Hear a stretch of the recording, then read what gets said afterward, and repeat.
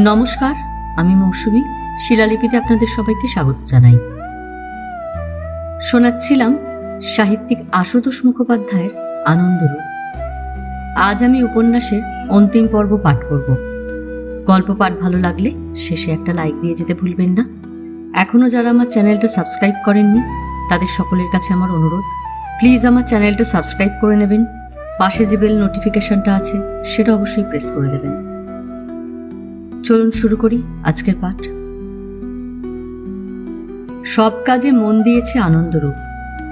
তার আহার নিদ্রার ফুরসত নেই। বকে ঝোঁকে ধমকে তাকে কিছুটা নিয়মের মধ্যে রাখতে চেষ্টা করছে অঞ্জলি। সেদিনও কি নিয়ে ব্যস্ত ছিল আনন্দরূপ। কাল পরশুর মধ্যে আবার ট্যুরে বেরোতে হবে। সপ্তাহের মধ্যে 4 দিনও ডিস্ট্রিবিউশনের কাজে বাইরে বেরোতে হয়।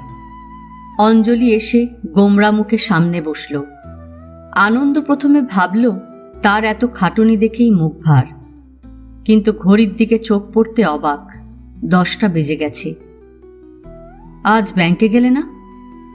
না। কেন, কি হলো? শরীরটা খারাপ। শরীর খারাপ শুনে আনন্দরূপ ব্যস্ত হয়ে কাছে এগিয়ে এলো। ওকে অফিস কামাই করতে দেখে না বড় একটা। ডাক্তার ডাকবো? কি হয়েছে? কি হয়েছে? নিজে গন্ডগোল বাঁধিয়ে এখন সাধু সাজা হচ্ছে। আনন্দরূপ হাঁ হঠাৎ। তারপরেই বোধগম্য হলো ব্যাপারটা। আরও কাছে এসে 2 কাঁধ ধরে রাম ঝাঁকুনি। কি করে বুঝলে? কবে টের পেলে? ছদ্ম গাম্ভীর্যে হাসির ফাটল ধরেছে। গেল মাসের সন্দেহ হয়েছিল, এই মাসে ঠিক বুঝেছি। কি কাণ্ড করলে বলো তো? আপিসে সব টের পেয়ে যাবে, পিচ্ছিরি। আনন্দরূপও চোখ পাকালো না। কাণ্ড আমি করলাম না তুমি? যাও, ভালো লাগে না। অঞ্জলি হেসে ফেলল। আর এই ভালো না রাগার রূপটা বড় অদ্ভুত মনে হলো আনন্দর। এরপর মাসাবধি দফায় দফায় ট্যুরে আনন্দরূপ খুব ব্যস্ত ছিল। তখনও সে ট্যুরে। অঞ্জলি হঠাৎই একদিন শরীরটা অসুস্থ বোধ করল কেমন। তারপর হতাশার কিছু একটা কারণ ঘটেছে নিজেই টের পেল। ব্যাংক কামাই করে নার্সিংহোমের একজন বড় ডাক্তারের কাছে গেল। ডাক্তার যথাবিধি চিকিৎসার ব্যবস্থা করে দিলেন। ট্যুর থেকে ফিরেই অঞ্জলির বিষণ্ণ মুখ চোখে পড়ল আনন্দর। জিজ্ঞাসা করল, কি হয়েছে? শরীর কেমন? শরীর এখন ভালোই। এখন ভালো মানে কি হয়েছে? কাঁদো কাঁদো মুখে অঞ্জলি বলল, গন্ডগোল হয়ে গেছে। আনন্দরূপ ব্যাপারটা শুনল সব। তারপর বলল, যা হয়েছে হয়েছে, এখন শরীর কেমন বলো। অঞ্জলি বিরক্ত। বললাম তো ভালো, ছায়ের শরীর। এরপর সত্যি অনেকদিন পর্যন্ত বিষণ্ণ দেখেছে ওকে। মাঝে মাঝে জিজ্ঞাসা করে, আচ্ছা এরকম কেন হলো বলো তো? ব্যবসায় 1 বছরের মধ্যে কমলার প্রসন্ন দৃষ্টি এই ছোট সংসারের ওপর ঝলমল করে উঠল। কত সহজে, কত অনায়াসে কত টাকা আসতে পারে দেখেও যেন বিশ্বাস হয় না অঞ্জলির। আনন্দরূপের কাজের সুনাম হয়েছে। কলকাতার কাছাকাছি ছেড়ে এখন দূরে দূরেও সার বন্টনের দায়িত্ব পাচ্ছে। এই পরিষদ যত বিস্তৃত হবে তত লাভ। ইতিমধ্যে আনন্দরূপ নিজের ছোটখাটো একটা গোডাউন করেছে, একটা লরিও কিনেছে। ড্রাইভার ছাড়া লরিতে যাতায়াতের জন্য আর মাল ওঠানো নামানোর জন্য 2টো বাড়তি লোকও রেখেছে। ওদিকে ছোট ফ্ল্যাট ছেড়ে আরও ভালো ফ্ল্যাটে বাসা বদল করেছে।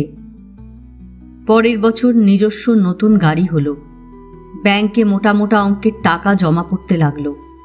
আরও একটা লরি কেনা হলো। টাকা আসছেই আসছেই। নিজের একটা আপিস ঘরও ভাড়া নিয়েছে আনন্দরূপ। আপিসে, বাড়িতে টেলিফোন মজুদ।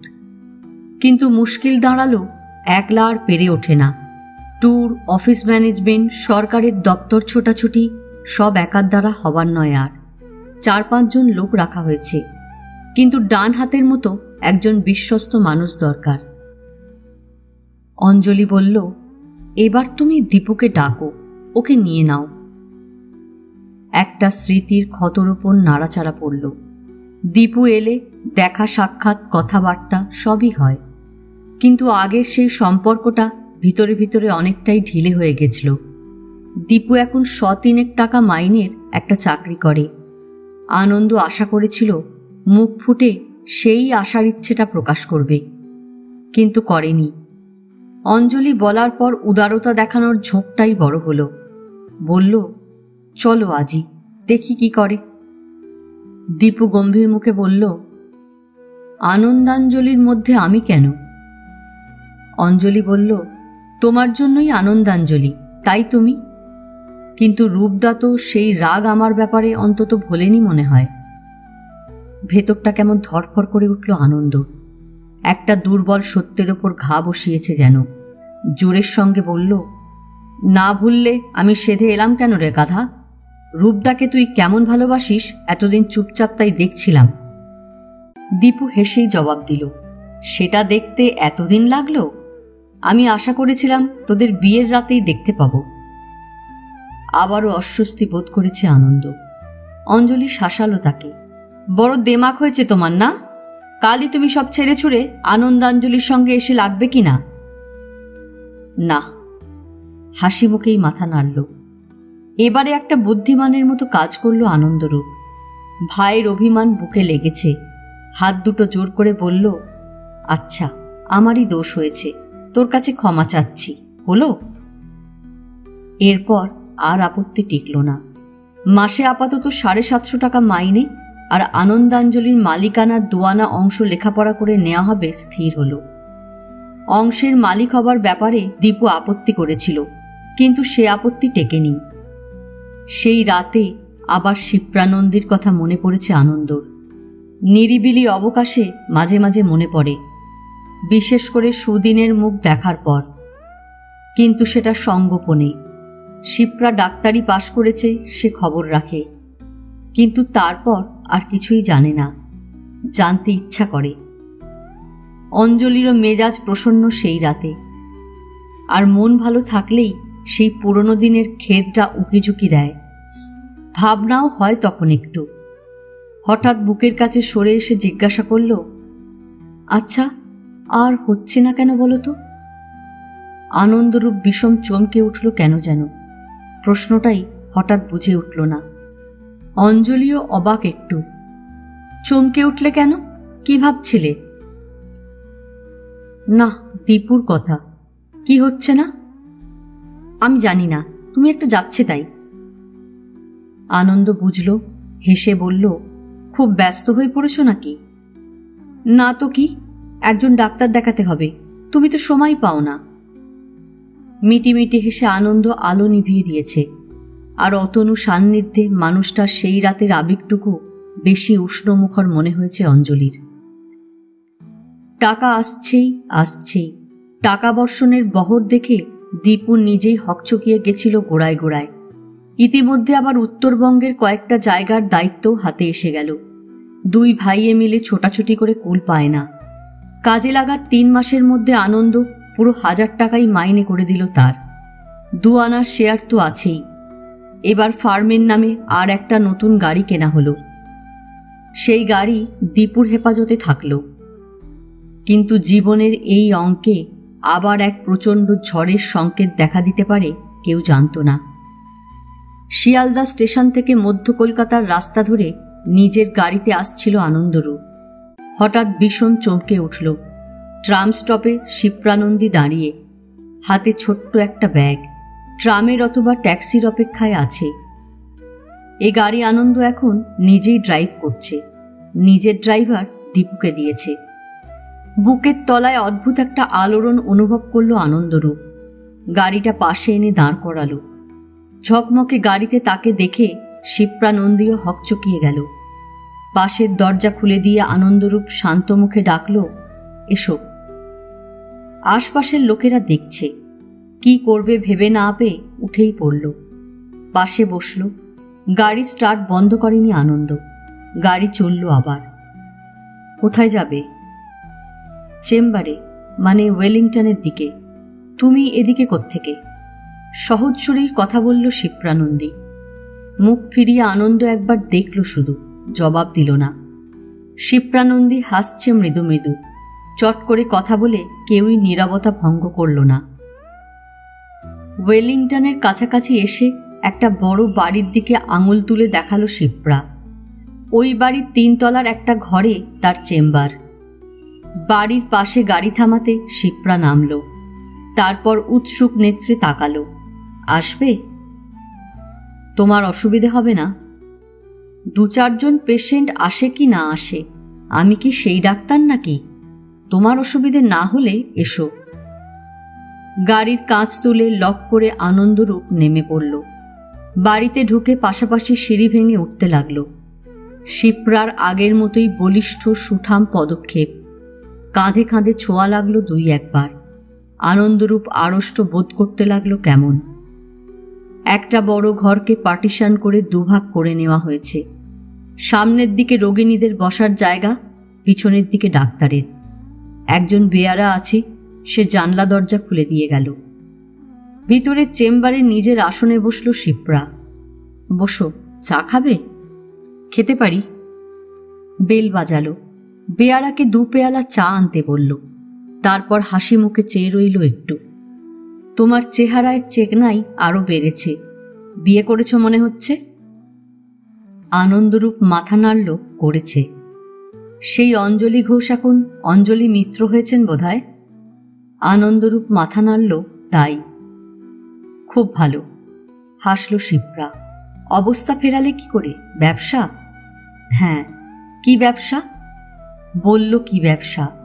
হেসেই শিপ্রা বলল, আমি কিন্তু ঠিক জানতাম তুমি একদিন বড় হবে। জবাবে আনন্দরূপের মনে অনেক কথাই এলো, কিন্তু কিছুই বলল না। চুপচাপ চেয়ে রইল মুখের দিকে। কি দেখছ? তোমাকে। আগের থেকে আরো সুন্দর হয়েছ। তবু তোমাকে এরকম দেখব ভাবিনি। শিপ্রা হেসে উঠল। কি রকম দেখবে ভেবেছিলে? কপালে সিঁদুর, পরনে ঢাকাই শাড়ি? কথা এগোবার ফুরসত মিলল না। বেয়ারা চা রেখে গেল 2 পেয়ালা। আর তার 2 মিনিটের মধ্যে ও ঘরে 2 জন পেশেন্ট এলো। চা খাওয়া হতে শিপ্রা ফিসফিস করে বলল, তুমি ও ঘরে বসো একটু, আমি চটপট বিদায় করে আসছি। কিন্তু তারা বিদায় হবার আগে একে একে আরো 4-5 জন হাজির। কিন্তু আনন্দরূপের ওঠার কোনো তাগিদ নেই, যেন বসেই আছে। যথাসত্ত্ব তাদেরও বিদায় করল শিপ্রানন্দী। তাও 1 ঘন্টা কেটেছে। বেয়ারাকে ডেকে আদেশ দিল, বাইরের দরজার কাছে বসো, কেউ এলে বলে দিও আজ আর দেখব না। ওকে ডাকল, এসো।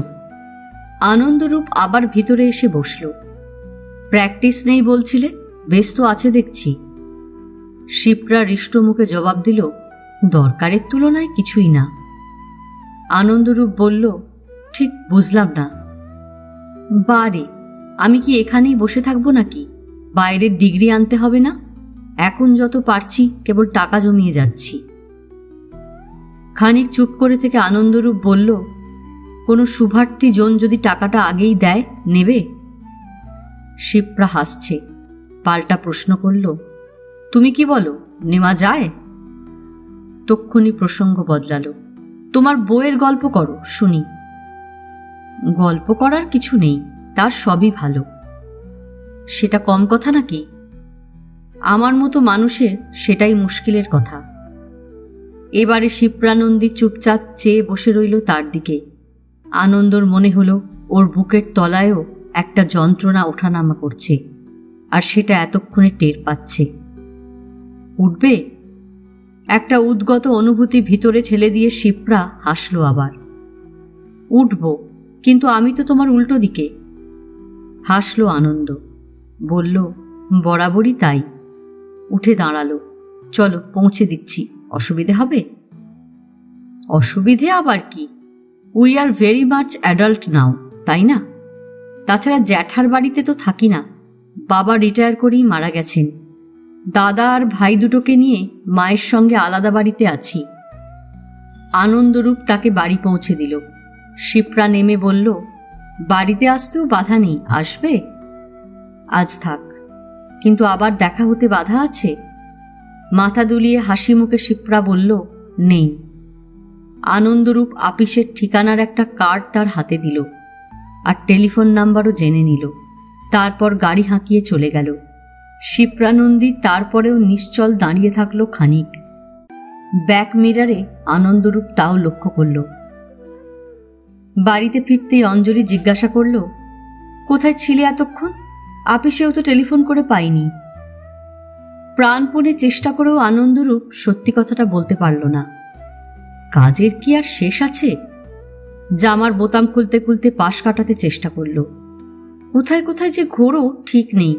দীপু ওদিকে তোমার খোঁজে বাড়িতে টেলিফোন করছিল। আজ আমাকে ডাক্তারের কাছে নিয়ে যাবার কথা ছিল, তাও ভুলেছ? ওহো, অপ্রতিভ মুখ। অঞ্জলি হেসে ফেলল। যাও, মুখ হাত ধুয়ে এসো, বিকেলে খাওয়া হয়নি বোধহয়। জবাব না দিয়ে আনন্দরূপ তাড়াতাড়ি পাশ কাটালো আবার। কিন্তু সেই রাতেই এই মানুষটার যেন বিশেষ কিছু পরিবর্তন লক্ষ্য করল অঞ্জলি। চুপচাপ, ক্ষণে বিমনা, আবার কিছু জিজ্ঞাসা করলে সচকিত। রাতে পাশাপাশি শুয়েও একেবারে নির্বাক। কিন্তু মানুষটা যে বহুক্ষণ পর্যন্ত ঘুমোয়নি তা টের পেয়েছে। না, ব্যবসা বা কাজের প্রসঙ্গে এই গোছের ব্যতিক্রম কখনো দেখেনি। কাজ নিয়ে মাথা ঘামানোর লোক নয়। তাছাড়া সেরকম কিছু হলে দীপু জানাতো। অঞ্জলি কি সত্যি ভিতর দেখতে পায় লোকটার? জানে না পায় কিনা, কিন্তু এতদিন বাদে মানুষটারই হাবভাব দেখে তারও হঠাৎ শিপ্রানন্দীর মুখখানা মনে পড়ল কেন? এরপর দিন 15 পর্যন্ত একই ব্যতিক্রম লক্ষ্য করল অঞ্জলি। সর্বদা বিমনা, ডাকলে চকিত। কখন কোথায় বেরিয়ে যায় আপিস ছেড়ে দীপু এ খবর রাখে না। অঞ্জলি তীক্ষ্ণ চোখে নিরীক্ষণ করে তাকে, কিন্তু আনন্দ সেটা খেয়ালও করে না। তারই একটা ভুলে সমস্ত ব্যাপারটাই বিচ্ছিরিভাবে জানতে পারল অঞ্জলি। আনন্দরূপ বিশেষ দরকারে মফস্বলে বেরিয়েছে হঠাৎ, কিন্তু শিপ্রাকে সেটা জানিয়ে যেতে ভুলেছে। দেখা যেদিন হয় না, শিপ্রা চেম্বার থেকে ফোন করে, আনন্দও করে। কখন সে নিজের চেয়ারে থাকে শিপ্রা সেটা জানা ছিল। টেলিফোনে হরদম বিরক্ত হতে হয় বলে আনন্দ চেয়ারে এসে দীপু বসেছে। বিকেল 6টায় টেলিফোন এলো একটা। সাড়া দিতে ওদিক থেকে মেয়েলি গলা কানে এলো। আনন্দ, কাল এলেও না, টেলিফোনও। হ্যালো। হ্যাঁ বলুন। আনন্দবাবু? তিনি ট্যুরে বেরিয়েছেন। আপনি কে? থাক, ঠিক আছে। ওদিকে রিসিভার নামিয়ে রাখার শব্দ কানে এলো। হ্যাঁ, গত 15 দিন ধরে রূপদার পরিবর্তন সেও লক্ষ্য করেছিল বইকি। অঞ্জলির সঙ্গে আলোচনাও করেছে এই নিয়ে। সন্ধ্যার পর সোজা বাড়ি চলে এলো। অঞ্জলিকে বলল ঘটনাটা। অঞ্জলি শুনে স্তব্ধ খানিকক্ষণ, তারপর হঠাৎ হেসে উঠল। বলল, হে আর এমন কি অস্বাভাবিক ব্যাপার? কিন্তু তুমি এ নিয়ে যেন ওকে কিছু বলো না। আমি কেমন মজা করি দেখো না। দীপু গম্ভীর মুখে প্রস্থান করল। আনন্দরূপ ফিরল 3 দিন বাদে। মোটা টাকার কাজ করে এসেছে। শিপ্রাকে না জানিয়ে আসার ব্যাপারটা তখনও মাথায় নেই। রাতে খাওয়া দাওয়ার পরে অঞ্জলি তার সামনে এসে দাঁড়াল। একটা কথা, যাই ঘটুক, তুমি নিজেকে ছোট করো কেন? সোজা সত্যি কথাটা বলতে পারো না কেন? আনন্দরূপ অবাক হল। আজ থেকে ঠিক 18 দিন আগে শিপ্রানন্দীর সঙ্গে তোমার প্রথম দেখা হয়েছিল। তারপর থেকে দেখা, ফোনে কথাবার্তা হয়, কিন্তু সেটা তুমি আমাকে জানাতে পারলে না কেন? আমি তাকে আদর করে বাড়িতে ডাকতাম। নিমেষে বিবর্ণ পাণ্ডুর আনন্দরূপের সমস্ত মুখ। তোমাকে কে খবর দিলে? যেই দিক, নিজেকে ছোট করে তুমি কখনো আমাকে ছোট করো না। সমস্ত রাত একটা অসহ্য যন্ত্রণার মধ্যে কাটল আনন্দরূপে। পরদিন অঞ্জলি ব্যাংকে চলে যেতেই বাড়িতে শিপ্রাকে ফোন করল। তার গলা টের পাওয়া মাত্র অপ্রস্তুত গলায় শিপ্রা বলল, কি কাণ্ড, আমাকে বলে যাওনি? হঠাৎ তোমার আপিসে ফোন করে বিচ্ছিরি লজ্জায় পড়ে গেছিলাম। 2-1 কথার পর ফোন ছেড়ে দিল আনন্দরূপ। কি ঘটে থাকতে পারে সবই বুঝল। দীপঙ্কর, দীপু আবার এই কাণ্ড করেছে।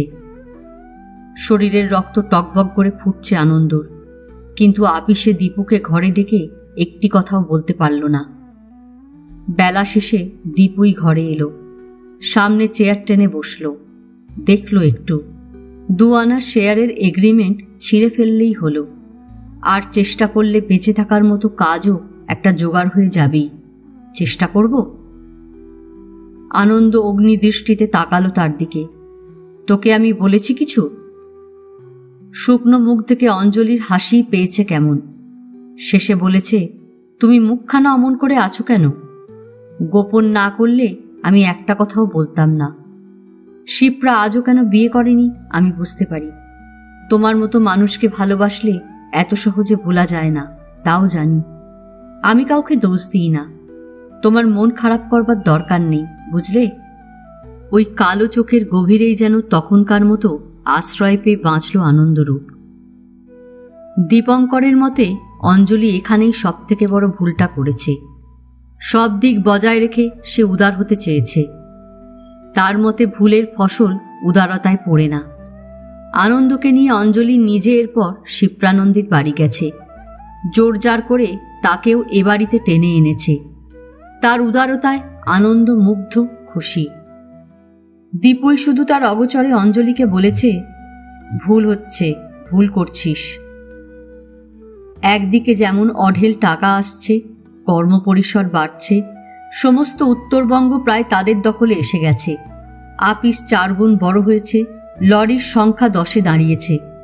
আনন্দর নতুন ফ্ল্যাট কেনা হয়েছে, অঞ্জলির নিজস্ব একখানা গাড়ি হয়েছে, দীপুর ড্রয়িং 1,500-এ উঠেছে। আর একদিকে এই সব কিছুর নিয়ামক যে মানুষ, সে যে এক অন্ধ তাড়নায় ঘরের থেকে দূরে সরে যাচ্ছে, সেও তেমন স্পষ্ট। গোড়ায় গোড়ায় আনন্দরূপ চেষ্টাও করেছে ঘরমুখো হতে, কিন্তু সে চেষ্টা ব্যর্থ। নেশাগ্রস্তের মতোই প্রবৃত্তির হাতে নিজেকে সঁপেছে। অঞ্জলির দিক থেকে জোরালো বাধা এলে অন্যরকম হতে পারত, তাও আসেনি। একদিন অঞ্জলি দেখে মানুষটা সন্ধ্যের মধ্যে বাড়ি ফিরে কেমন উসকুস করছে। শেষে হাসি হাসি মুখেই বলে ফেলল, একটা মজা করলে কি হয়? আজ শিপ্রার জন্মদিন, তোমাতে আমাতে হঠাৎ গিয়ে পড়লে কেমন হয়? বেশ হয়। অঞ্জলিও হাসছে বটে, কিন্তু লোকটার মুখে কৃত্রিম হাসিটাই সব থেকে বেশি হৃদয় বিদারক। জিজ্ঞাসা করল, কিন্তু যেতে বলেছে তো? তাহলে আর মজা কি হলো? আগে এই দিনে খুব ঘটা হতো ওদের বাড়িতে, এখন আর কিছুই হয় না বোধহয়।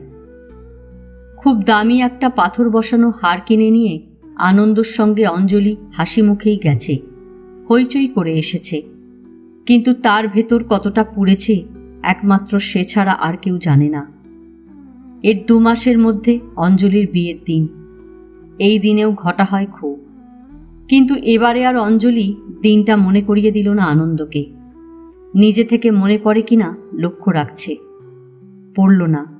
বিকেলের প্রতীক্ষা, তখন মনে পড়তে পারে। সন্ধ্যা পেরিয়ে গেল, ঝমঝম বৃষ্টি নামল। আনন্দ ফিরল রাত প্রায় 10টায়। বলল, উহ, কি যে বৃষ্টি, গাড়ি পর্যন্ত চলে না, আটকে গেলাম। স্বাভাবিক গলায় অঞ্জলি জিজ্ঞাসা করল, কোথায় আটকে ছিলে এতক্ষণ? মুখে হাতে জল দেবার অছিলায় তাড়াতাড়ি বাথরুমের দিকে চলে গেল। 2 দিন বাদে ওই তারিখটা মনে পড়েছে। অঞ্জলি মুখ দেখেই বুঝতে পেরেছিল। ওই অপরাধী মুখ দেখেই তার তখন সব থেকে বেশি রাগ হয়েছিল, কিন্তু অঞ্জলি তাও প্রকাশ করেনি। ফলে অঞ্জলির দাবির একটা আনন্দরূপের চোখেও তেমন ধরা পড়ে না। শিপ্রানন্দীর চোখে তো পড়ার কথাই নয়। নিজেদের বিবেকের কাছে ওরাও কৈফিয়ত দাখিলের দায় ভুলেছে।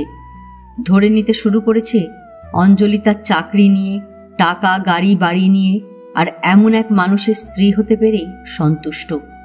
তার বেশি দাবি করে ঝামেলা বা অশান্তি সে চায় না। না, আচরণে কোনো ঝামেলা বা অশান্তির সৃষ্টি অঞ্জলি করেনি, করে না। কিন্তু তার যে চোখের দিকে তাকিয়ে আনন্দরূপ প্রখর বুদ্ধির ছাপ দেখত, সেই চোখের দিকে তাকালে হয়তোবা সে বিচলিত হতো। এর মধ্যে আনন্দ একদিন সন্ধ্যের আগেই বাড়ি ফিরে এলো, রাগত, গম্ভীর মুখ। অঞ্জলির দৃষ্টি এড়ায় না কিছু, কিন্তু সেধে জিজ্ঞাসাও করল না কি হয়েছে। কিন্তু আনন্দই আর চুপ করে থাকতে পারল না শেষ পর্যন্ত। কাছে এসে বলল, তোমার সঙ্গে কিছু কথা ছিল। অঞ্জলি চুপচাপ অপেক্ষা করল কয়েক মুহূর্ত। হালকা করেই বলল, তোমার মুখ দেখে মনে হচ্ছে সেরকম সুখের কথা কিছু নয়। না, দীপুকে তুমি স্পষ্ট জানিয়ে দিও তার কোনো বাড়াবাড়ি আমি বরদাস্ত করব না। আমার কোনো ব্যাপারে যেন নাক গলাতে না আসে। অঞ্জলি আবারও থমকে চেয়ে রইল খানিক। তাকে আমি বলবো এ কথা? হ্যাঁ, তার মানে ঘুরিয়ে তাকে আমি বিদেয় হতে বলবো? মুখ একটু একটু করে লাল হচ্ছে আনন্দরূপের। জবাব দিল, যদি তাই মনে করে তাহলে যাবে। এখানে এসে সে আমাদের মাথা কিনে নেয়নি। সেরকম কিছুই ঘটেছে অঞ্জলি বুঝতে পারছে, কিন্তু এখনো সরাসরি জিজ্ঞাসা করল না কিছু। মুখের দিকে চেয়েই মানুষটার ভিতর দেখে নেওয়ার ঝোঁক। আগের থেকেও এখন যেন বেশি পারে সেটা। বলল, দীপু তোমার ছোট ভাই, তুমি নিজে তাকে বলছো না কেন? আমি বললে একটা হেস্তনেস্ত হয়েই যাবে। তার কোনো ক্ষতি চাইনি আমি, তাই। গলার স্বর সামান্য উতলা শোনালো অঞ্জলির। কিন্তু ওটুকু যে কৃত্রিম তাও বুঝতে বাকি থাকলো না বোধহয় আনন্দর। অঞ্জলি জিজ্ঞাসা করল, কি করেছে দীপু? ব্যবসার টাকা পয়সা সরাচ্ছে নাকি? একটা অসহিষ্ণু উত্তাপ সমস্ত মুখে ছড়াচ্ছে যেন। না, তুমি তাকে বললেই কি করেছে সেটা সে বুঝতে পারবে। শিপ্রানন্দীর চেম্বারে গিয়ে ও তার সঙ্গে দেখা করেছে, তাকে একরকম অপমান করে এসেছে। এতটা শোনার জন্য প্রস্তুত ছিল না অঞ্জলি। ভেবেছিল বড়জোর শিপ্রানন্দী সম্পর্কে তার রূপদার কাছে গিয়ে কিছু অপ্রিয় মন্তব্য করেছে, অথবা তাকে নিয়েই কিছু কথা কাটাকাটি হয়েছে। দীপুটা যে এই গোছের ডাকাত ভাবিনি। চুপচাপ খানিক মুখের দিকে চেয়ে থেকে নরম করে বলল, দীপুর মাথা খারাপ, কিন্তু ও এরকম কেন করছে বলো তো? সাহস বেড়েছে তাই করছে। ওকে নিজের রাস্তায় চলতে বলে দিও। বলবো। এখনো সুন্দর হাসতে পারল অঞ্জলি। কিন্তু ওকে তো তুমি ভালোই জানো। আসলে ওর মাথায় ঢুকেছে তুমি আমার কাছ থেকে দূরে সরে যাচ্ছ। ঝাঁঝালো গম্ভীর স্বরে আনন্দ বলল, সেটা তোমার আর আমার ব্যাপার, ওর কি? তুমি বললে বুঝতাম। অঞ্জলি তেমনি সহজ মুখ করে বাধা দিয়ে উঠল, আমি বলবো কেন? তুমি কি সত্যি আমার কাছ থেকে দূরে সরে যাচ্ছ নাকি? আনন্দ ঘর ছেড়ে চলে গেল। রাগ সত্ত্বেও এক ধরনের অস্বস্তি এখন। একটু বাদে টেলিফোন ডায়াল করার শব্দ কানে এলো। আনন্দ উৎকর্ণ। হ্যাঁ, টেলিফোনে দীপঙ্করকেই তলব করেছে। চেপে চুপে কথা বলল না। সাদা সাপটা হুকুম, আপিস ফেরত সোজা এখানে চলে আসতে হবে, দরকার আছে। ওদিক থেকে দীপু কিছু জিজ্ঞাসা করে থাকবে। জবাবে অঞ্জলির ঝাঁঝালো গলাও কানে এলো। আসতে বলেছি আসবে, যা শোনার এসে শুনবে। ব্যবসার মস্ত কর্তৃত্ব পেয়ে তুমি নিজেকে ভাবছ কি আজকাল? শব্দ করে টেলিফোন নামিয়ে রাখল। আনন্দর অস্বস্তি বাড়ছে আরো। অঞ্জলির ওই বকাঝকা যে অকৃত্রিম নয়, আর দীপুর মেজাজ তাতে যে একটুও বিগড়বে না, আনন্দ সেটা সহজেই অনুভব করতে পারে। মিনিট কতক ছটফট করে সে হনহন করে সিঁড়ির দিকে চলল। অঞ্জলি বাধা দিল, দীপু আসছে, তুমি চললে কোথায়? আমার থাকার কোনো দরকার নেই, তুমি ছেলে খেলা না ভেবে ওকে ভালো করে সমঝে দিও। সিঁড়িতে শব্দ তুলে দ্রুত চলে গেল। ঠান্ডা মুখে অঞ্জলি সেদিকে চেয়ে রইল। ঘণ্টাখানেকের মধ্যেই দীপু এলো। বসার ঘরে সোফায় গা এলিয়ে দিতে দিতে হাসি মুখেই জিজ্ঞাসা করল, চাকরিটা আছে এখনো না নেই? অঞ্জলি গম্ভীর, এখনো আছে, কিন্তু আর বেশি দিন না থাকতেও পারে। দীপু হাসছে, কে তাড়াবে, তুই না মালিক? আমি আর মালিক কি আলাদা? অঞ্জলি রসিকতার ধার দিয়ে গেল না। ভিতরে ভিতরে এক ধরনের যন্ত্রণাই হচ্ছে তার। তুমি শিপ্রানন্দীর চেম্বারে গেছিলে? হ্যাঁ, কেন, রূপটা চটেছে খুব? জবাব না দিয়ে অঞ্জলি আবারও জিজ্ঞাসা করল, তুমি তাকে অপমান করে এসেছ? অপমান? দীপুর আকাশ থেকে পড়ার মুখ। লোভে পড়ে ঘুরিয়ে ফিরিয়ে তাকে একটু পরামর্শ দিতে গেছিলাম, আর সে সেটাকে অপমান বলল? চালাকি না করে কি হয়েছে খোলাখুলি বলো। কি হয়েছে বুঝতে তোরও এত অসুবিধে হচ্ছে নাকি? এখন তো আমি আর 200-300 টাকার মাইনের কেরানি নই আগের মতো। 1,500 টাকা ড্রয়িং, 2 আনা শেয়ার, নিজের গাড়ি। আগে হলে না হয় বামুন হয়ে চাঁদের দিকে হাত বাড়াচ্ছি বলতে পারতিস। অঞ্জলির 2 চোখ কপালে। তার মানে তুমি কি প্রপোজ করে বসেছ নাকি? নির্বিকার হাসি মুখ দীপঙ্করের। তা বিবেচনা করলে অনেকটা সেই রকমই দাঁড়ায়। শিপ্রানন্দী বুদ্ধিমতী মেয়ে, আমাকে দেখে হকচকিয়ে গেলেও হাসি মুখে অভ্যর্থনা করেছে। আর আমিও আগের বন্ধুর মতোই তার খোঁজখবর নিয়েছি। টাকা জমিয়ে বিলেত যাবার ইচ্ছা শুনে প্রস্তাব করেছি, এ ব্যাপারে আমি কিছু সাহায্যের সুযোগ পেলে ভর্তে যাব। তারপর? অঞ্জলি যথার্থ উৎসুক। সঙ্গে সঙ্গে সে জিজ্ঞাসা করেছে আমি কোন স্বার্থে তাকে সাহায্য করতে যাব। সবিনয় জবাব দিয়েছি, ভরসা পেলে স্বার্থর কথা পরে জানাবো। আর ঘুরিয়ে ফিরিয়ে এও বুঝিয়ে দিয়েছি রূপদার বিয়েটা বিয়েই, কোনো মতেই আর সেটা বাতিল হবার নয়। অতএব। হেসেই ফেলল অঞ্জলি। অতএব তোমার দিকেই চোখ ফেরানো বুদ্ধিমতির কাজ। দীপঙ্কর মাথা নাড়ল। তাই। সত্যি ডাকাত দেখি তুমি একটা। এই কাণ্ড করে এসেছ। তারপর? তারপর আর কি, চোখের আগুনে ভস্ম হবার ভয় তখনকার মতো শটকান দিয়েছি। না, এই লোকের ওপর অঞ্জলি রাগ করতে পারেনি। রাত্রি। খাবার টেবিলে আনন্দ মুখোমুখি বসেছে, কিন্তু ভিতরের ছটফটানির আঁচ পাচ্ছে অঞ্জলি। হাসি মুখে শেষে বলেই ফেলল, দীপু এসেছিল, কথা হলো। আসলে ওরও মাথাটা বিগড়েছে মনে হলো। কিরকম? আনন্দ তীক্ষ্ণ প্রশ্ন। ধরো শিপ্রানন্দীকে যদি ওরও মনে ধরে থাকে। সঙ্গে সঙ্গে রাগে মুখ লাল আনন্দর। শোনো, ও জানে শিপ্রাওকে তার বেয়ারাও রাখবে না। ও তাকে শুধু অপমান করতেই গেছিল, বুঝলে? ও আমাকে হিংসে করত, তাই। আগেও হিংসে করত, তখন বুঝিনি। ওকে তুমি সাব জানিয়ে দিও এইসব ইয়ার্কি আমি বরদাস্ত করব না। খাওয়া শেষ না করি টেবিল ছেড়ে উঠে গেল। খাওয়া অঞ্জলিরও হলো না আর। অপলক সেই দিকেই চেয়ে রইল। এরপর ওই লোকের আবার একটা ব্যতিক্রম লক্ষ্য করতে লাগলো অঞ্জলি। প্রথমে ভেবেছিল ভিতরের অনুশোচনাই বুঝি রাতের নিভৃতে কাছে টেনে নিয়ে আসে তাকে, কিন্তু ব্যতিক্রমটাই মাস 3 ধরে সর্বাঙ্গ দিয়ে অনুভব করছে প্রায় রাতেই। অন্ধকার ঘরে লোকটা নিঃশব্দে তার কাছে এগিয়ে আসে, আর এক অদ্ভুত আবেগ আর তৃষ্ণা নিয়ে এই দেহটার ওপর দখল নিতে থাকে, আর তেমনি নিঃশব্দ আদরে যেন ভাসিয়ে নিতে চায় ওকে। লোকটার এই তৃষ্ণা, এই ক্ষুধা আর এই আবেগ যেন বেড়েই চলেছে। অঞ্জলি বাধা দেয় না তাকে, বিমুখ করে না, কিন্তু অবাক হয়। আরও আশ্চর্য কাণ্ড, নিজের দেহের অভ্যন্তরে আবার কিছু একটা পরিবর্তন অনুভব করছে।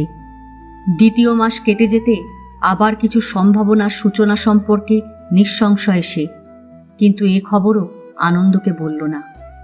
2 দিনের জন্য বাইরে বেরোলো আনন্দ। যে কাজ তাতে হঠাৎ হঠাৎ এমনি বাইরে বেরোনো আছেই। কিন্তু পরদিন দীপুর টেলিফোন, সে খোঁজ করছে রূপদা কোথায়। মফস্বলে বেরিয়েছে শুনে স্পষ্ট ঝাঁঝে বলে উঠল, এখন তো মফস্বলে যাবার কোনো কথা নেই, তাছাড়া আমাকে না জানিয়ে গেল কি করে?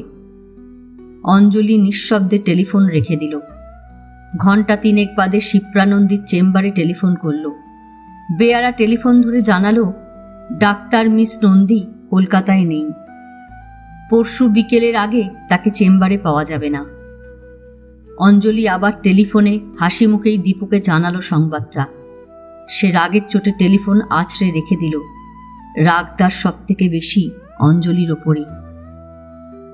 পরদিন সন্ধ্যার পর আনন্দরূপ ফিরল, ব্যস্ত সমস্ত হাবভাব, কিন্তু আড়ে আড়ে লক্ষ্য করছে অঞ্জলিকে। অঞ্জলির বাইরেটা দেখে ভিতরে বোঝার উপায় নেই। মাঝে একটা দিন গেল, তারপরে রাত্রি, ঘর অন্ধকার, পাশাপাশি শুয়ে আছে দুজনে। লোকটা ঘুমোয়নি, অঞ্জলি টের পাচ্ছে। একসময় একটা হাত আলতো করে ওর গায়ে এসে পড়ল। তারপরে আস্তে আস্তে মানুষটা কাছে সরে আসতে লাগলো, খুব কাছে। গত 3 মাস ধরে যেমন দেখছে, তেমনি মানুষটার এক তৃষ্ণার আঁচ ছড়িয়ে পড়তে লাগলো ওর ঠোঁটে, বুকে, সর্বাঙ্গে। বাধা দেওয়া দূরে থাক, অঞ্জলি বরং নিবিড় বেষ্টনে ধরে রাখল তাকে। আদরে সোহাগে নিবিড় নিষ্পেষণে আনন্দের অস্থির আবেগ বাড়তেই থাকল। অন্য দিনের মতো নয়, তার থেকেও ঢের ঢের বেশি উদ্ভ্রান্ত যেন। তারপর প্রত্যাশা সেই আসন্ন নিবিড়তম মুহূর্ত। ঠিক সেই ক্ষণে আচমকা একরাশ আলোর আঘাতে ঘরটা ঝলমল করে উঠল। অঞ্জলি নিঃশব্দে বেড সুইচ জ্বেলে দিয়েছে। ওর বুকের ওপর বিষম চমকে উঠল আনন্দরূপ। এ কি? দৃষ্টিটা আনন্দর দুই চোখে যেন বিধিয়ে দিল অঞ্জলি। কি? আলো জ্বাললে কেন? চোখে চোখ রেখে অপলক চেয়ে আছে অঞ্জলি। ঠোঁটের ফাঁকে সামান্য হাসির রেখা। জবাব দিল, তোমার মুখখানা দেখতে ইচ্ছে করল।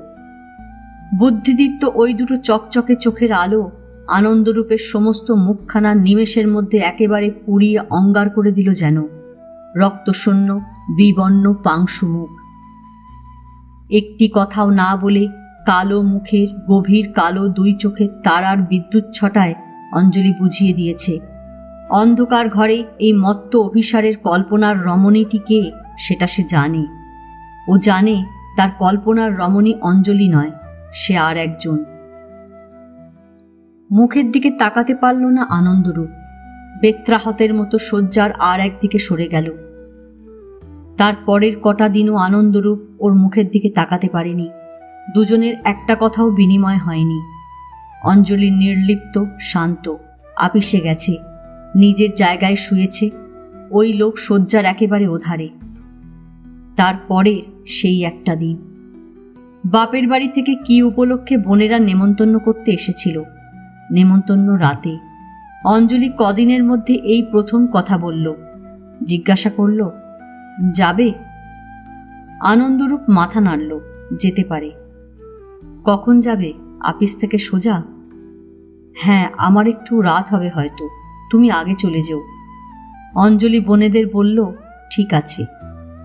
খেয়ে দিয়ে ব্যাংকে চলে গেল সে। ঠিক 5টার পরে বাড়িতেও ফিরে এলো।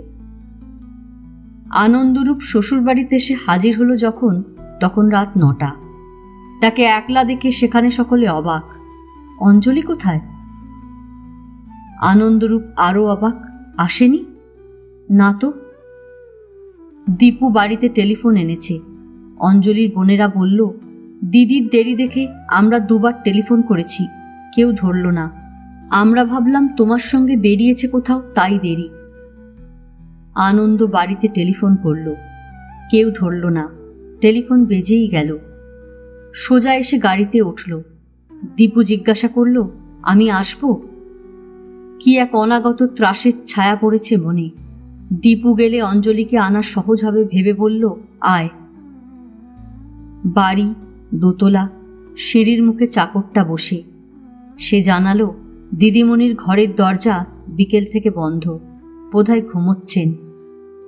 দুজনে প্রাণপণে দরজায় ধাক্কা দিতে থাকল। ঘুম ভাঙে না। চিৎকার করে ডাকল, ঘুম ভাঙল না। আনন্দ কাঠ হয়ে দাঁড়িয়ে আছে। ঘরমাক্ত কলেবরে দরজা ভেঙেই ফেলল দীপু। অঞ্জলি শয্যায় শুয়ে আছে। স্তব্ধ নেত্রে চেয়ে আছে ওরা। এক নজরে দেখেই বুঝেছে এই ঘুম আর জীবনে ভাঙবে না। পোস্টমর্টেমে জানা গেল অঞ্জলি অন্তঃসত্ত্বা ছিল আর তীব্র বিষক্রিয়ায় মৃত্যু। পুলিশের টানা হ্যাচড়া চলল। অঞ্জলি মিত্র বিষ খেয়েছে কি বিষ জোর করে তাকে খাওয়ানো হয়েছে সে ব্যাপারে নিঃসংশয় না হওয়া পর্যন্ত তারা ছাড়বে কেন? আনন্দরূপ মিত্র 5টা পর্যন্ত আপিসে ছিল। রাত 9টায় শ্বশুরবাড়ি এসেছে। মাঝের 4টে ঘন্টা কোথায় ছিল? তারা টেনে বার করেছে কোথায় ছিল। ডাক্তার মিস শিপ্রানন্দীর কাছে ছিল। সঙ্গে সঙ্গে হত্যার একটা অভিসন্ধিও টেনে হিঁচড়ে দাঁড় করাতে পেরেছে তারা। কিন্তু কোর্টে সেটা টেকেনি। আনন্দরূপ বেকসুর খালাস পেয়েছে। কিন্তু আনন্দরূপ এ জীবনে সত্যি আর খালাস পাবে কি? কন্যাকুমারী ছেড়ে আসার আগের সন্ধ্যায় আনন্দ আবার আমাকে সমুদ্রের ধারে ডেকে নিয়ে গেল। সেই বড় পাথরটায় মুখোমুখি বসলাম দুজনে। এই কটা দিনের মধ্যে আনন্দর সঙ্গে আমার কোনো কথাবার্তা প্রায় হয়নি বলতে গেলে। আনন্দ গম্ভীর, কেন যেন আমিও। এক ছেলের কাছেই পার পায়নি। সে ওকে হরদমই ডেকেছে, গল্প করেছে। ক্ষুব্ধ গম্ভীর স্বরে আনন্দ বলল, আমি আশা করেছিলাম আপনি আমাকে কিছু বলবেন, কিছুই বললেন না। কি বলবো? কিছুই বলার নেই না? জবাব দেওয়া গেল না। আমি নীরব। খানিক চুপ করে ঠান্ডা গম্ভীর গলায় আনন্দ 3টি পংক্তি উচ্চারণ করল। আনন্দাদ্দেব খল্লিবাণী ভূতানি জায়ন্তে, আনন্দেন জাতানি জীবন্তি, আনন্দং প্রয়ন্ত ভীষং বিশন্তি। জিজ্ঞাসা করল, এই কথাগুলোর ঠিক অর্থ কি? অর্থ বললাম, সেই সর্বব্যাপী আনন্দ থেকে সমস্ত প্রাণীর আবির্ভাব। সেই সর্বব্যাপী আনন্দের দ্বারা সমস্ত জীব জীবনের প্রাণের স্পন্দন। সেই সর্বব্যাপী আনন্দের মধ্যেই তার পরিণতি অনুপ্রবেশ। গভীর আগ্রহে কান পেতে শুনল। নিশ্চল গম্ভীর খানিকক্ষণ। সমুদ্রের ঢেউ আছড়ে পড়ছে, শাঁসা বাতাস, তেমনি মৃদু অথচ ভারী গলায় বলল, 3 বছর আগে অমরনাথের পথে এক সাধকের সঙ্গে দেখা হয়েছিল। আমি তার আশ্রয় ভিক্ষা করেছিলাম। সব শুনে তিনি আমাকে এই কথাগুলো লিখিয়ে দিয়েছিলেন। বলেছিলেন, অঞ্জলি এই আনন্দের মধ্যেই মিশে গেছে, তার আর কোনো দুঃখ নেই, দুঃখ শুধু তোর। বলেছিলেন, নিঃশ্বাসে প্রশ্বাসে এই আনন্দ অনুভব করতে হবে, এই পরিণতির দিকে এগোতে হবে, তার মধ্যে অনুপ্রবেশ করতে হবে। পারলে 7 বছর বাদে কন্যাকুমারীতে দেখা হবে। জিজ্ঞাসা করলাম, পারছো? না। কিন্তু কেন পারছি না? পারার কথা নয়। তিনি তাহলে ঠিক বলেননি? ঠিকই বলেছেন, কিন্তু সেই আনন্দ আসবে কোথা থেকে সেটা বলেননি। কোথা থেকে আসবে? প্রায়শ্চিত্ত থেকে। আবার সেই ভারী ক্ষুব্ধ কণ্ঠস্বর, প্রায়শ্চিত্ত করছি না? না। এই 3 বছরে আমি কি করছি তাহলে? রূঢ় শোনাবে জানি, তবুও বললাম, পালিয়ে বেড়াচ্ছ, নিজের কাছ থেকেও সত্যের কাছ থেকেও। নিজের কাছে নিজে আসামি তুমি। ধর্মের পথে নিজেকে আগলে রেখে দণ্ডের মুকুব আশা করছো, তা হয় না। ধর্ম কাকে বলে তাও জানো না, ফলে আরো বাড়তি ধকল যাচ্ছে তোমার। ভাবল একটু, তারপর জিজ্ঞাসা করল, আপনি কি করতে বলেন? বললাম, অত বড় ধাক্কাটা খাবার আগে অঞ্জলির বুকের তলার খবর তুমি রাখতে? না। আচ্ছা, তোমার ফেলে আসা ফার্টিলাইজার ডিস্ট্রিবিউশনের অত বড় কারবার এখন কে দেখছে? দীপঙ্কর নিশ্চয়ই। হ্যাঁ। সে বিয়ে করেছে? না। কেন করেনি? বলতে পারবো না। বললাম, তার মানে তার মনের খবরও তুমি ভালো রাখো না। আনন্দ চুপ। ওই কারবারে ছোট বড় মিলিয়ে এখন কত লোক কাজ করছে? একটু ভেবে জবাব দিল, তখন 50 জনের মতো ছিল, এখনকার কথা বলতে পারবো না। এক মাইনে গুণে দেওয়া ছাড়া তাদের একজনেরও ভালো মন্দ সুখ দুঃখের খবর তুমি রাখতে? না। তাহলে দেখো, তখনও তুমি নিজের স্বার্থ নিয়েছিলে, আর এখনো তুমি নিজেকে নিয়েই আছো। খুব একটা তফাৎ কি হলো? আনন্দ সপ্রশ্ন দৃষ্টিতে মুখের দিকে চেয়ে রইল। বললাম, অঞ্জলির বুকের তলার খবর রাখতে না বলে এত বড় আঘাতটা তুমি পেয়েছ। এটাই যদি সে তোমাকে শিখিয়ে দিয়ে গিয়ে থাকে, তাহলে তুমি সেই রাস্তায় ধরে দেখো না। আমাদের শাস্ত্রে বলে, স্বার্থের কর্মফল একমাত্র নিঃস্বার্থ কর্ম দিয়ে খণ্ডন করা যেতে পারে। নিজের কাজকর্ম ছেড়ে সত্যের মুখোমুখি না দাঁড়িয়ে তুমি পালিয়ে বেড়ালে সেটা কেমন করে হবে? আনন্দ আসবে কোথা থেকে? তারপর দুজনেই চুপ। পরদিন ঘরের দিকে যাত্রা। সকাল থেকে ছেলে ওকে বহুবার তাগিদ দিচ্ছে, সাধু কাকা, তুমিও চলো না আমাদের সঙ্গে কলকাতায়। আনন্দ হাসতে চেষ্টা করছে, কখনো বা ওর মুখের দিকে চুপচাপ চেয়ে আছে দেখলাম। একবার ফিরে জিজ্ঞাসা করল, আমি তোর সঙ্গে গিয়ে কি করব? কেন আমাদের সঙ্গে থাকবে? কলকাতায় তো বাবার একধার থেকে লেখা আর মায়ের কাজ আর কাজ। আমার একলা একটুও ভালো লাগে না। চলো না সাধু কাকা।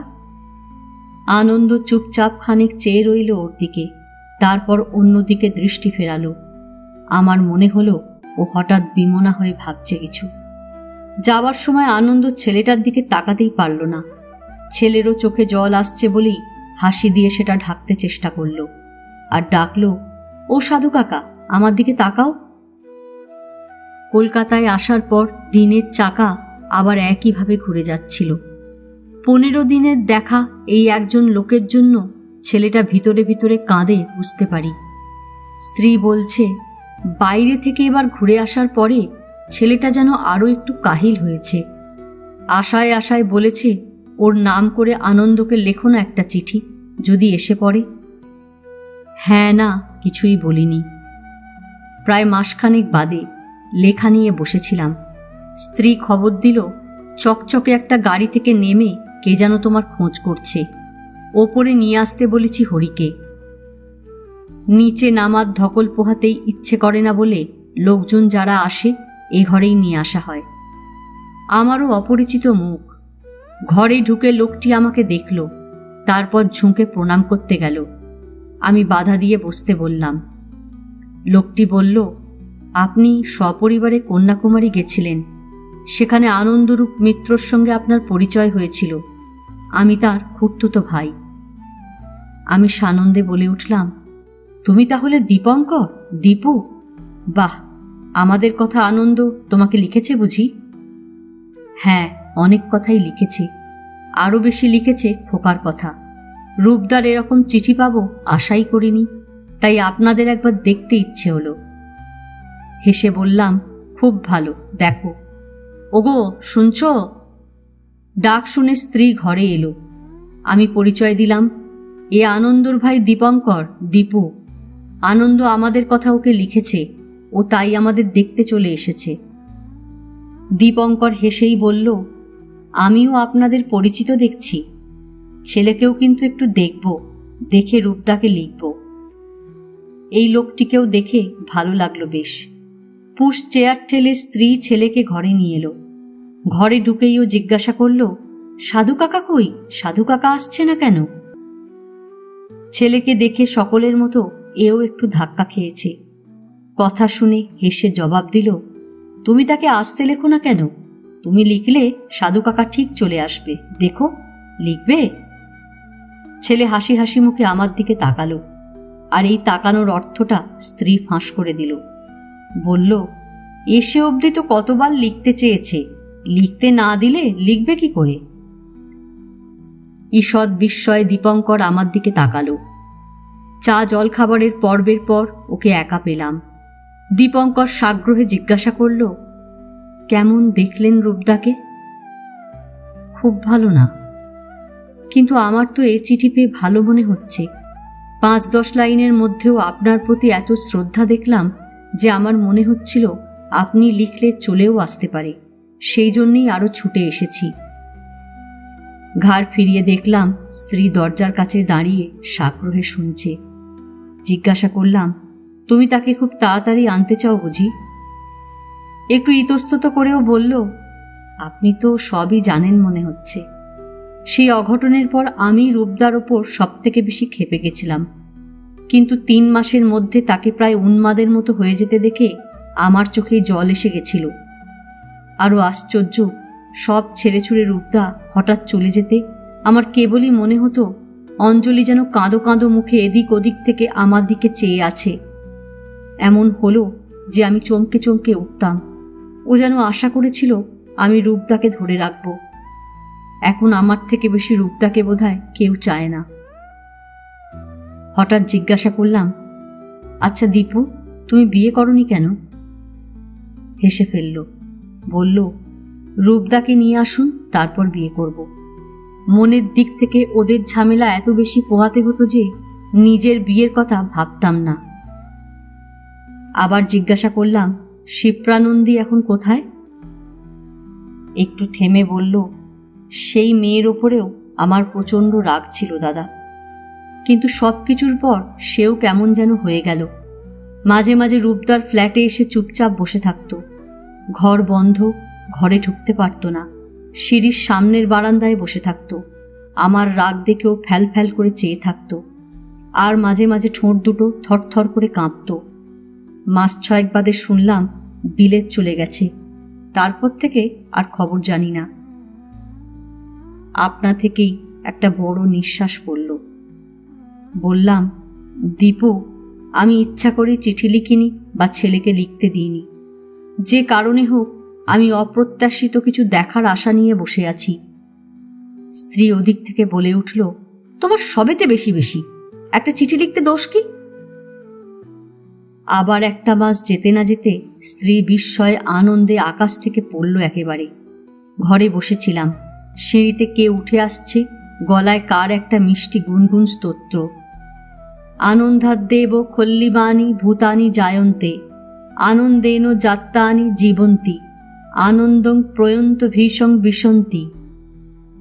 স্ত্রী গলা বাড়িয়ে আনন্দে প্রায় চিৎকার করে উঠল, হুমা, আনন্দ যে! হ্যাঁ, আনন্দই বটে। চোখে মুখে সর্ব অঙ্গে আনন্দ মাখা বুঝি। প্রথমেই পুশ চেয়ারের সামনে মেঝেতে হাঁটু মুড়ে বসে ছেলেকে একেবারে বুকে টেনে নিল। হঠাৎ খুশিতে আনন্দে ছেলেটার কেঁদে ফেলার উপক্রম। যাও, তোমার সঙ্গে আমার আড়ি, তোমার সঙ্গে কথা বলবো না, যাও। তুমি এতদিন আসনি কেন? আনন্দ হাসছে আর আদর করছে ওকে। স্ত্রীর দিকে তাকালাম, আনন্দে তারও চোখ ছলছল করছে। আনন্দর বেশও বদলেছে। পরনে মিহি থান ধুতি, কাঁচা কোচা দিয়ে পরা, গায়ে খদ্দরের সাদা পাঞ্জাবি, তার ওপর পাতলা সাদা চাদর। ছেলেকে আদর করে আর সান্ত্বনা দিয়ে উঠে দাঁড়ালো। হাসি মুখে বলল, দাদা, এলাম। আমিও হেসে বললাম, দেখছি। আনন্দ বলল, আসার আগে সিলন হয়ে এসেছি।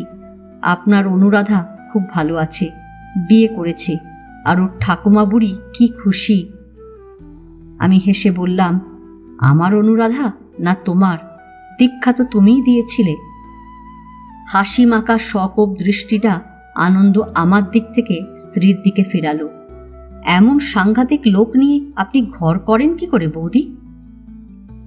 দিন গেল, মাস গেল, বছর ঘুরে এলো। আনন্দ সপ্তাহের মধ্যে 3-4 দিনই এখানে থাকে। সেটা কার আকর্ষণে বুঝতে পারি। ছেলের রোগের যাবতীয় লিটারেচার ওর পড়া সারা। দেশ বিদেশের নিঃশব্দে অনেক চিঠিও ছেড়েছে জানি।